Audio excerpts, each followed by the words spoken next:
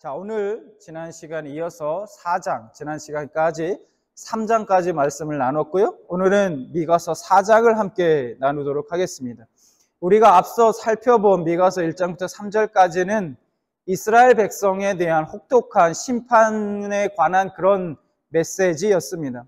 미가 선지자의 메시지는 돈만 주면 평강할 것이다, 잘 될 것이다 말하는 그런 거짓 선지자들의 그런 메시지와는 완전히 달랐죠.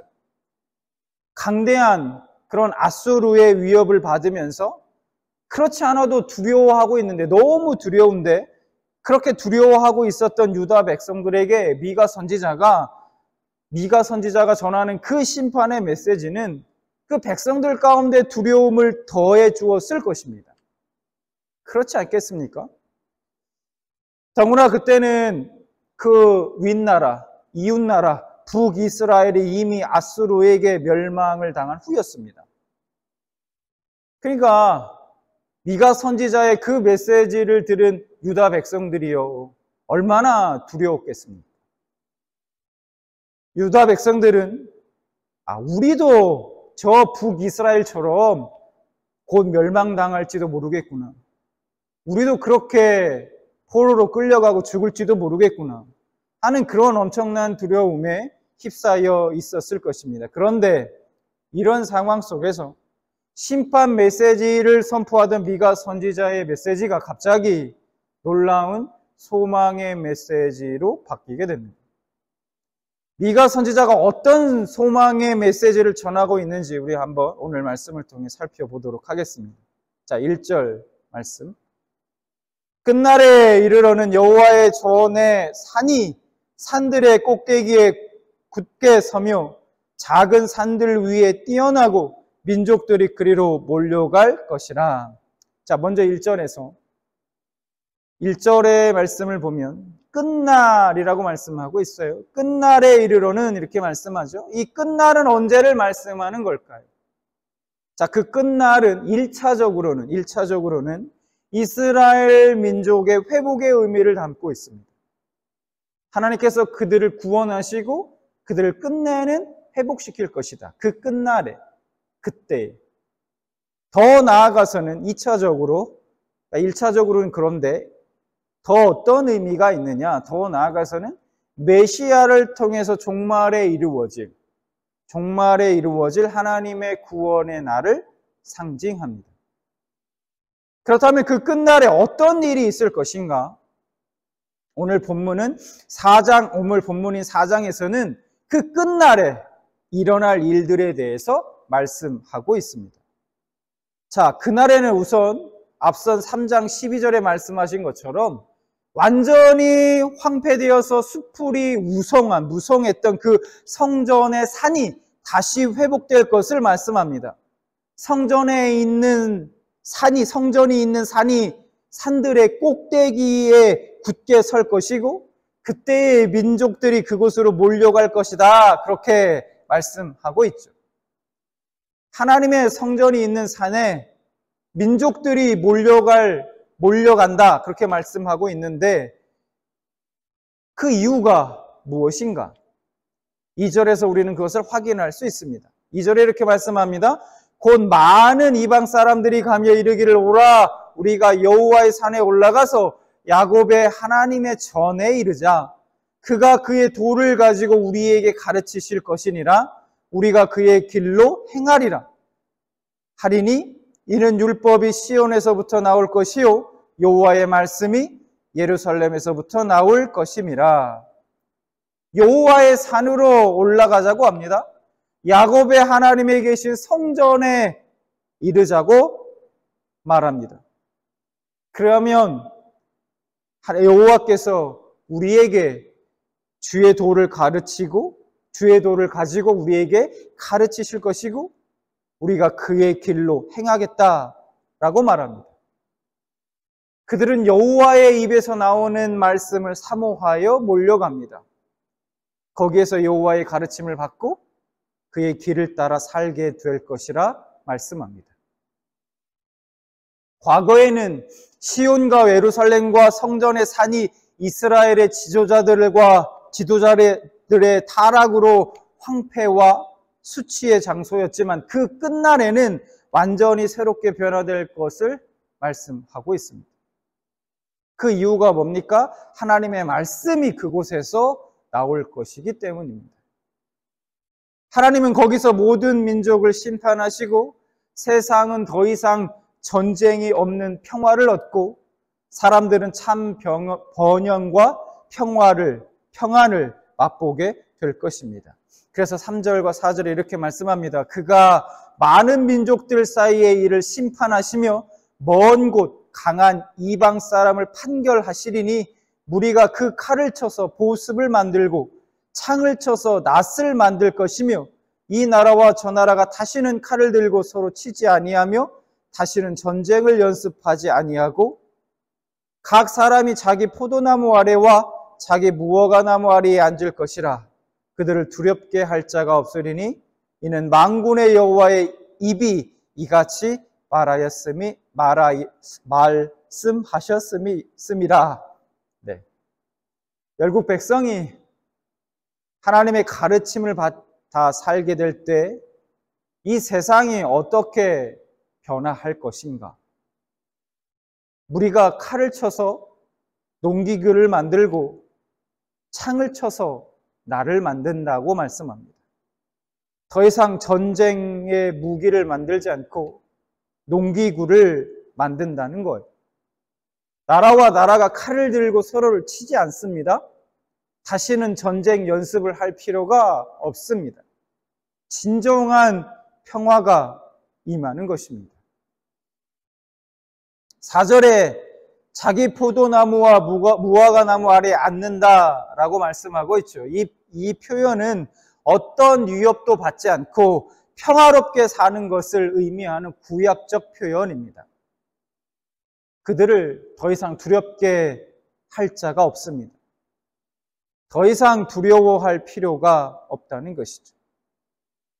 우선 1절과 2절에서 말씀하고 있는 이 시온산이 높이 우뚝 서고 열국 백성들이 그리로 몰려가는 그림, 이 말씀, 이것은 무엇을 말씀하고 있는가? 바로 메시아 시대에, 메시아가 이 땅에 오시고 그 메시아의 시대에 있을 하나님의 교회에 대한 그림입니다. 예수 그리스도를 통해서 천하 만민에게 복음이 전파되고 열국 백성들이 말씀을 사모하여 교회로 몰려드는 모습을 지금 말씀하고 있다는 것입니다. 예수 그리스도의 피값으로 세운 교회만이, 하나님은 그 교회를 통해서만이 세상과 민족을 살리는 하나님의 도구로 사용하시고 또 하나님의 백성을 불러 모으신다라는 것입니다. 이것이 미가 선지자가 주전 8세기에 선포한 바로 메시지인 것입니다. 자, 그렇다면 이 하나님의 회복의 역사를 경험하게 될 사람들은 어떤 사람일까? 과연 어떤 사람들일까? 이 구원의 회복의 역사를 경험하게 될 사람들은 어떤 사람들일까 하는 거죠. 그 사람들은 바로 오늘 말씀에 의하면 남은 자들이라고 말씀합니다. 남은 자들. 하나님의 심판 중에도 믿음을 저버리지 않고 여호와의 이름을 의지하고 살아간 사람들인 것입니다. 5절에 이렇게 말씀하죠. 만민이 각각 자기의 신의 이름을 의지하여 행하되 오직 우리는 우리 하나님 여호와의 이름을 의지하여 영원히 행하리로다. 오직 하나님 여호와의 이름을 의지하는 사람들, 그 하나님만 의지하고 살아간 사람들, 이 여호와만을 의지하는 사람들은 구체적으로 어떤 사람들인가? 6절에 이렇게 말씀합니다. 여호와께서 말씀하시되 그날에는 내가 저는 자를 모으며 쫓겨난 자와 내가 환난 받게 한 자를 모아 7절 발을 저는 자는 남은 백성이 되게 하며 멀리 쫓겨났던 자들이 강한 나라가 되게 하고 나 여호와가 시온산에서 이제부터 영원까지 그들을 다스리라 하셨나. 네. 그날에 회복에 참여하게 될 백성들은 예루살렘이 무너지는 것을 보고 포로로 살아가며 하나님의 심판을 고스란히 받고 견딘 사람들입니다. 하나님의 구원만을 바라보는 연약한 자들이라는 것이죠. 여러분들 특별히 그 남은 자들에 대해서 6절 말씀해 보면 그 남은 자들을 뭐라고 표현하고 있냐면 저는 자, 쫓겨난 자, 환난받게 한 자, 환난받는 자 이렇게 말씀하고 있습니다. 왜 남은 자들을 하나님께서 다시 강한 나라로 만드시고 하나님이 다스릴 백성 삼아 주실 사람들을 그 남은 자들을 왜 저는 자, 쫓겨난 자, 환난받게 한 자라고 말씀하고 있는 걸까? 여러분 한번 생각해 보시기 바랍니다. 왜 그렇게 표현하고 있을까? 강한 자, 살아남은 자, 뭐 이렇게 표현한 것이 아니라 저는 자들, 쫓겨난 자들, 환난받은 자들이라 표현하고 있습니다. 그들을 통해 강한 나라를 이루겠다. 내가 그들을 다스리겠다. 그들의 하나님이 되겠다 말씀하고 있지 않습니까? 왜 그렇게 표현하고 있는 걸까? 포로된 땅에서 모든 힘을 잃고 오직 하나님의 구원만을 바라보는 하나님은 그들을 다시 불러 모으셔서 남은 백성이 되게 하시고 강한 나라로 만드시겠다 말씀합니다. 그때부터 영원토록 여호와께서 친히 그들을 다스릴 것입니다. 하나님은 가장 보잘것없는 자들을 모아서 하나님 나라를 건설하십니다. 실현을 통해서 회개하며 하나님 뜻대로 살겠다고 결심한 사람들, 하나님은 그들을 구원하십니다. 9절, 이제 내가 어찌하여 부르짖느냐? 너희 중에 왕이 없어졌고 내 모사가 죽었으므로 내가 해산하는 여인처럼 고통함이냐? 딸 시온이여, 해산하는 여인처럼 힘들여 나을지어다. 이제 내가 성읍에서 나가서 들에 거주하며 또 바벨론까지 이르러 거기서 구원을 얻으리니 여호와께서 거기서 너를 내 원수들의 손에서 속량하여 내시리라. 바벨론에서 멸망을 당하는 그 유다가 해산하는 여인과 같은 그 고통을 겪으면서 하나님께 아무리 부르짖는다고 해서 하나님의 심판의 칼날을 피할 수는 없습니다. 하나님의 심판은 예정되어 있다는 것. 하나님은 유다를 멸망받게 하실 것입니다. 실제로 유다는 586년에 멸망을 당하죠. 바벨론에 의해서. 피할 수 없는 것이죠. 하나님의 심판의 칼날은 피할 수 없습니다. 그러나 그 고통 속에서도 좌절하지 말아야 하는 이유가 있습니다. 그것은 하나님은 결국 그들을 그 고통에서 건져내시고 구원하실 것이기 때문입니다. 미가 선지자는 유다 백성에게 해산하는 여인처럼 힘들여 나으라고 말합니다. 이 말은 현재 당하는 그 고통이 그냥 무의미한 고통이 아니라 새로운 생명을 잉태하는 그런 고통이라는 것입니다. 선지자는 고통당하는 백성들에게 절망과 고통의 끝에서 속량하시는 그 하나님을 바라보면서 희망을 가지고 그 고통을 감당할 것을 권면하고 있습니다. 여러분, 당시 이스라엘의 현실은 어땠습니까? 11절 말씀을 볼까요?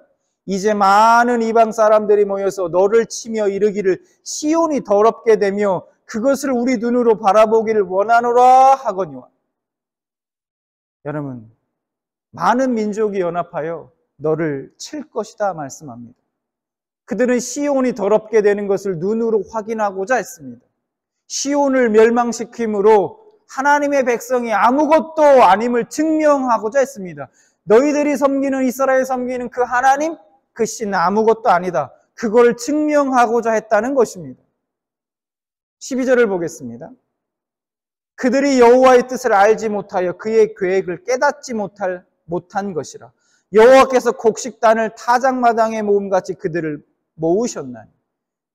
그들은 여호와의 뜻을 알지 못했습니다. 그의 계획을 깨닫지 못했습니다.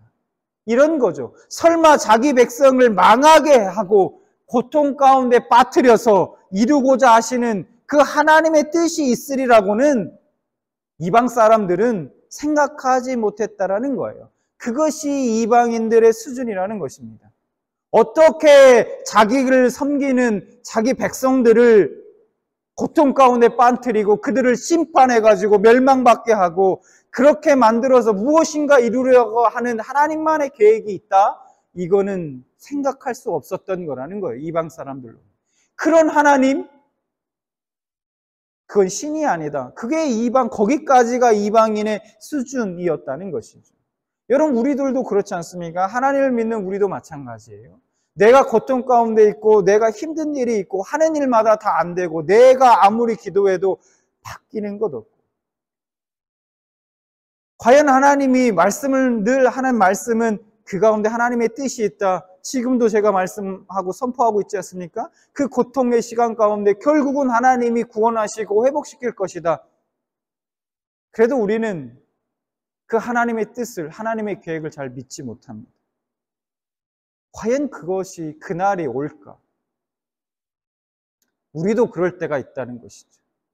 이스라엘에게도 고통스러운 시간이었겠지만 하나님 스스로도 자신의 얼굴에 먹칠하는 상황인 것입니다. 그렇지 않습니까? 이스라엘만 고통스러운 게 아니에요. 하나님도 고통스럽고 스스로 자신의 얼굴에 먹칠하는 겁니다. 그거 봐라, 너희들이 섬기는 그 하나님, 그 하나님의 예루살렘 성전이 회파되고 불타고 없어지고 완전히 없어지는 것을 보면서 이방 사람들이 어떻게 조롱하겠습니까? 봐라, 너희들이 섬기는 그 하나님이, 너희들을 보호하시는 하나님, 그 하나님이 어디 있느냐? 하나님은 자기 얼굴에 먹칠하고 계신 상황인 거예요. 여러분, 그만큼 하나님은 이스라엘을 사랑하셨습니다. 그들은 스스로의 힘으로, 그 이방인들은 스스로의 힘으로 시온을 짓밟는 것처럼 생각했습니다. 그러나 그거는 착각이었습니다. 시온이 더럽혀지고 하나님의 백성이 짓밟히는 것은 그들의 힘이 강해서가 아니라 하나님의 계획에 의한 것이었다는 겁니다. 하나님은 그들을 잠시 사용하신 후에 곡식을 타작마당으로 모으는 것 같이 그들을 모아서 한꺼번에 심판하실 것입니다. 하나님께서는 딸 시온에게 말씀합니다. 이렇게 말씀하죠. 딸 시온이여, 일어나서 칠지어다. 내가 내 뿔을 무쇠 같게 하며 내 굽을 노 같게 하리니 내가 여러 백성을 쳐서 깨뜨릴 것이라. 내가 그들의 탈취물을 구별하여 여호와께 드리며 그들의 재물을 온 땅에 주께 돌리리라. 딸 시온이여, 일어나 치라고 하십니다. 내가 내 뿔을 쇠 같게 하고 내 굽을 놋쇠 같게 할 것이며 너는 많은 민족을 짓밟고 그들이 폭력을 써서 착취한 그 재물을 빼앗아 온 세상의 주 곧 하나님께 가져오라고 그렇게 말씀하십니다. 여러분, 그거 아십니까? 미가 선지자가 이런 소망의 메시지를 전하고 난 후에 불과 반세기도 지나지 않아서 이 유다는 바벨론에 의해서 멸망을 당하게 됩니다. 궁금한 것은 그때 유다 백성들은 과연 이 미가 선지자의 오늘의 이 말씀, 이 소망의 말씀을 기억해낼 수 있었을까요? 그들이 기억하고 있었다면 이 말씀은 그들에게 정말 놀라운 소망이 되었을 것입니다. 여러분, 한번 생각해 보길 원합니다. 우리 같이 생각해 보길 원합니다. 바벨론의 포로로 끌려간 사람들 중에는 여러분 두 부류의 사람들이 있었을 것입니다. 첫 번째 부류는 이런 사람들이 있었을 거예요. 다 끝났다. 소망이 없다. 하나님도 패하신 것이다. 성전도 회파되었으니 하나님도 패하신 것이다 생각하고 절망과 좌절 속에서 이제 어떻게든 우리에게 지금 주어진 이 땅, 이 이방 땅에서라도 우리가 잘 살아보자 생각한 사람들이 있었을 것입니다. 그리고 적당히 타협하고 적당히 그들과 동화되어서 살아갔을 것입니다. 그래서 다니엘 1장 13절에 보면 이런 말씀이 있어요. 다니엘도 바벨론을 끌려간 포로 중에 한 사람 아니었습니까? 다니엘 1장 13절에 보니까 당신 앞에서 우리의 얼굴과 왕의 음식을 먹는 소년들의 얼굴을 비교하여 보아라. 왕의 음식을 먹는 소년들도 있었다는 거예요. 그냥 왕궁에서 제목들을 데려다가 그 중에서 데려다가 왕궁에 두고 그들을 가르쳐서 제목들을 좋은 인재들로 삼아 쓰겠다. 그들에게 왕의 음식을 같이 먹게 해줬습니다. 근데 그 중에는 왕의 그 아이들 중에서 소년들 중에서는 그냥 왕의 주시는 그 음식 그대로 다 받아 먹은 소년들이 있었다는 말씀이죠. 어쩌면 대부분의 사람들이 그렇지 않았을까요? 물론 처음부터 그런 마음을 먹지 않았을 수도 있습니다. 그러나 1년이 지나고 2년이 지나고 10년이 지나고 20년이 지나고 아무런 달라진 것이 없는 상황에서 사람들은 야 그냥 안 되는가 보다. 그냥 이 이방 문화에 동화되어서 이방 사람들처럼 그들과 함께 살아갔을 것입니다. 바벨론을 포함한 이방 사람들이 시온이 더럽혀지는 것을 보겠다고 벼르고 있었던 것은 그들이 여호와의 뜻을 알지 못했기 때문이며 그 모략을 깨닫지 못한 까닭이었다고 그렇게 말씀하고 있습니다. 그런데 그 하나님의 계획과 그 하나님의 모략을 깨닫지 못하고 있었던 것은 이방인들 뿐만이 아니었다는 겁니다. 포로로 끌려간 이스라엘 백성들 중에도 오늘의 이 회복의 메시지를 다 잊어버리고 믿지 못하고 하나님의 계획을 그 모략을 끝까지 깨닫지 못하고 그 땅의 이방과 우상과 문화에 동화되어서 살아가는 사람들이 있었습니다. 그런데 이런 사람들 속에서 그들과는 다른 삶을 살아가는 사람들이 있었다는 거예요. 그들이 누굽니까? 오늘 말씀에 의하면 바로 남은 자들입니다. 그 남은 자들은 어떤 사람들입니까? 그들은 그 이방 땅에서 사랑의 하나님이 그럴 리 없다. 망하지 않는다라고 말하며 축복만 선포했던 선지자들이 거짓 선지자들이었다는 것을 깨달은 사람들입니다. 자신들의 죄를 꾸짖으며 심판을 선포한 선지자들이 그 선지자들이 참 선지자라는 것을 알았습니다. 그래서 지난날에 자신의 잘못을 회개하고 하나님의 말씀대로 살겠다고 결단하고 결심한 사람들입니다. 그리고 그 강대국 바벨론의 우상과 그 문화의 또 풍속에 물들지 않고 미혹되지 않고 끝까지 믿음을 지킨 사람들입니다. 그래서 8절에 다니엘 1장 8절에 보면 다니엘은 뜻을 정하여 왕의 음식과 그가 마시는 포도주로 자기를 더럽히지 아니하니라.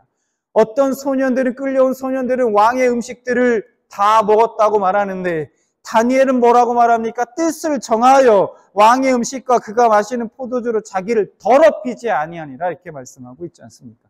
다니엘과 같은 사람들, 그 사람들이 바로 남은 자들이며 그들이 바로 6절에서 말하고 있는 저는 자, 쫓겨난 자, 환난받게 한 자들인 것입니다.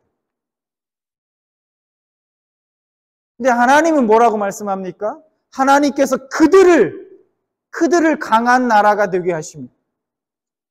그들을 친히 다스려 주실 것이라 그렇게 약속하셨습니다. 하나님께서는 자신의 잘남을 믿는 사람을 부르시지 않습니다. 지금도 마찬가지입니다. 바벨론과 같은 이 세상에서 다시 오시겠다는 주님은 언제 오실지 모르고 아니 오실지 안 오실지도 솔직히 모르겠고 약속하신 그 나라는 도대체 언제 이루어질지도 모르겠고 어느 순간에 적당히 세상과 타협하고 누릴 걸 누리면서 그냥 이렇게 양다리 걸치고 살아가고 근데 하나님은 다른 어떤 것도 붙들 것이 없고 오직 하나님을 기다리는 사람들을 모으셔서 하나님의 강한 나라가 되게 하시는 것입니다.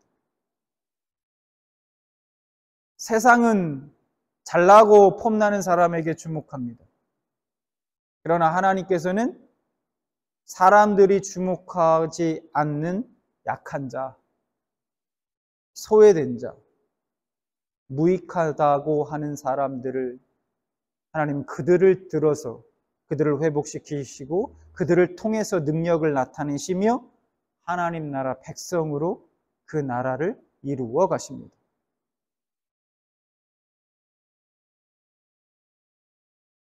여러분, 왜 이 바벨론에 끌려갔던 자들 중에서 남은 자들을 약한 자라고 말하고 소외된 자라고 말하고 저는 자, 환난받는 자 이렇게 표현하고 있을까요?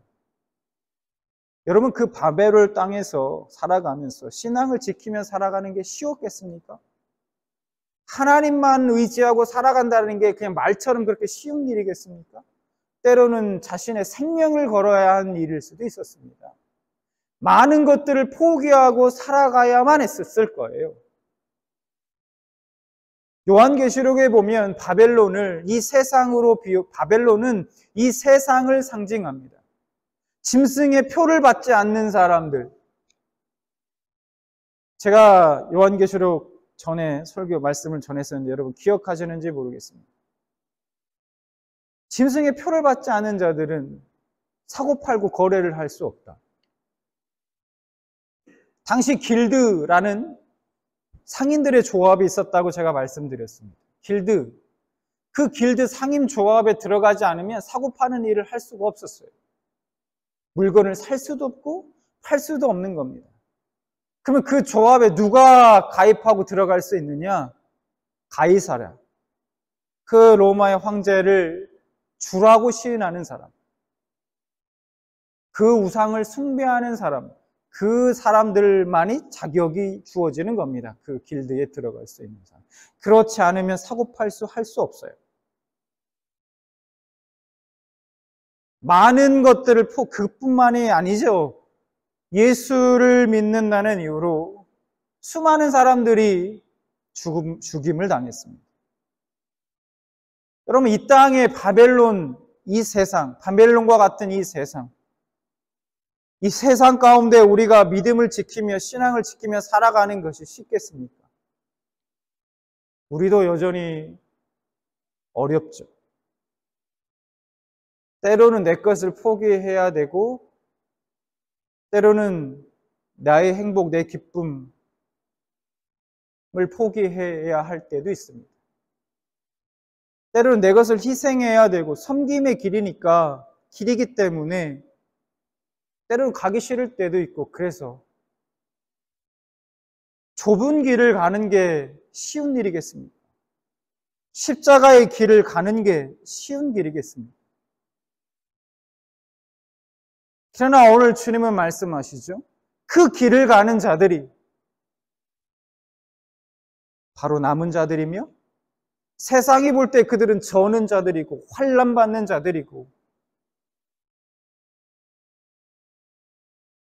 약한 자들이지만 하나님은 그 하나님만을 바라보는 끝까지 그 믿음을 지키는 그들을 백성 삼으시고 그들을 모아 강한 나라를 만드시겠다.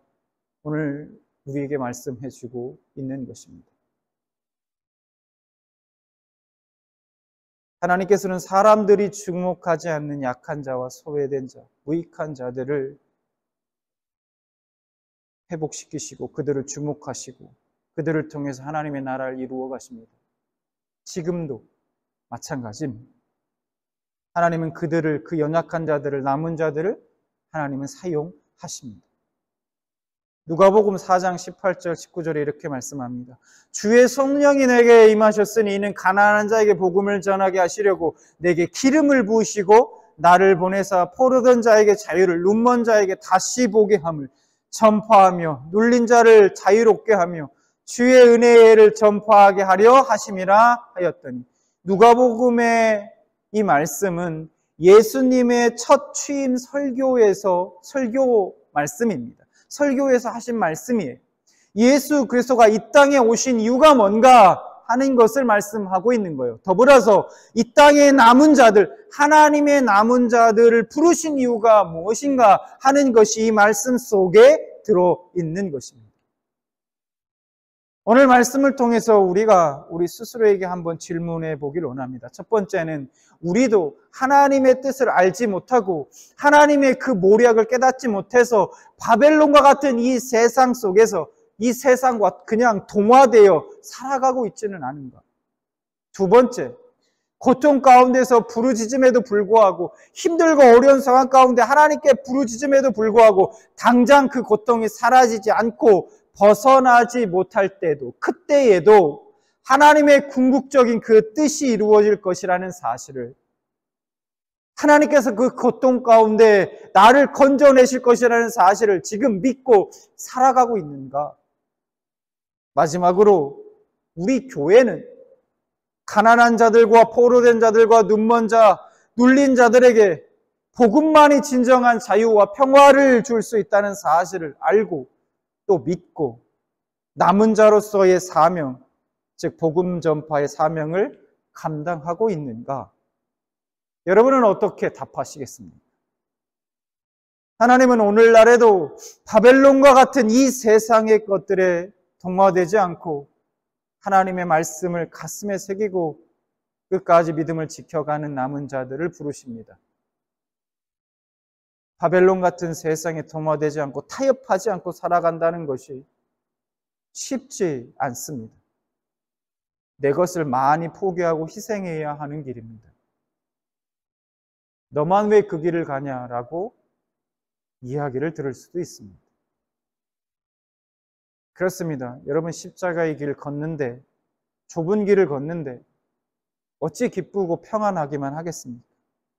그렇지만 사랑하는 평안교회 성도님들 모두는 하나님이 찾으시고 부르시는 이 시대의 진정한 남은 자들이 다 되어서 십자가의 길, 좁은 길을 포기하지 마시고 계속해서 걸어가시길 주님의 이름으로 축원합니다.